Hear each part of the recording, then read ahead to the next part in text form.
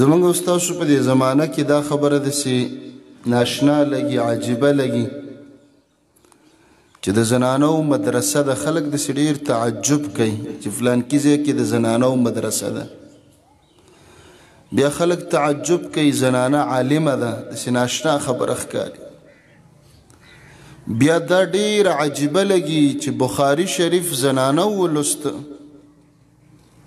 زنانه د هغې نه فارغه شو. د هغې وجه دا ده چې دنیایي علم زمونږ باندې غالبه شي. موږ د دې سره ښه اشنا یو چې فلانکي کلي کې ډاکټره شته، څوک دومره تعجب نه کوي. فلانکي کلي کې ماسټره شته دی، فلانکي کلي کې یو ترور و اوټونو ته ولاړه وه او چرمینه شوې ده. خو د دین نه د لرېوالي د وجې نه دا اوس په موږ عجیبه لګي چې زنانه عالمه او بیا د زنانو مدرسه. د فتنو په دې دور کې چې اکثره فتنې دوه قسمه خلکو ته ډېرې مخامخ دي. فتنې خو په هر چا راځي، خو دوه قسمه خلکو ته دا فتنې ډېرې راځي، یو زنانه دي او بل ځوانان دي. د دواړو طبقو د ځوانانو او د زنانو د فتنو نه د بچ کېدلو لاره صرف او صرف دا ده چې دیني زده کړه او دیني تعلیم وکړي.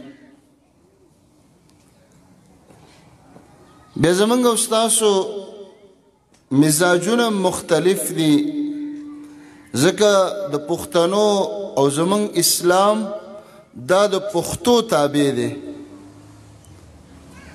که چرته اسلام او حدیث او آیات زمونږ د رواج د رسم د پښتو سره برابر ومنوي او که نو برابر، نو داسې ډېر حدیثونه زمونږ نه پاتې شي. ولې؟ زما پښتو زما رواج نه مني. حالانکه داسې عجیبه خبره نه ده چې زنانه به یو عالمه به، زنانه به درس به کوي. په امت کې په 3 نمبر کې حدیث چې ډیر نقل دي، یعنی په اوله درجه کې ډیر روایتونه د ابو هريره رضی الله عنه نه نقل دي. دویم عبد الله ابن عمر دی او دریم بیبي عائشه رضی الله عنها ده. من د عائشه رضی الله عنها دا نوم ولی په خپل کورونو کې په نونو باندې ګدو. زه خپل د اواز ټیک مخ کې سيو، زه خپل لور ته نوم ګدم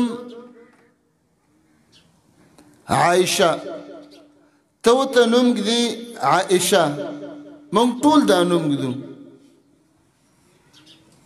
دا ولی ګدو؟ ځکه دا د محمد رسول الله صلی الله علیه وسلم بیبي وه. بیبي عائشه نوم مونږ ځکه ګدو چې زمونږ استاسو علما په محراب او منبر کې بار بار داسې وایي چې عائشه رضی الله عنها فرمایي، عائشه رضی الله عنها فرمایي. تاسو سوچ وکئ چې په 3 درجه کې ډیر حدیثونه دا د ښځې او د زنانه نه نقل شو.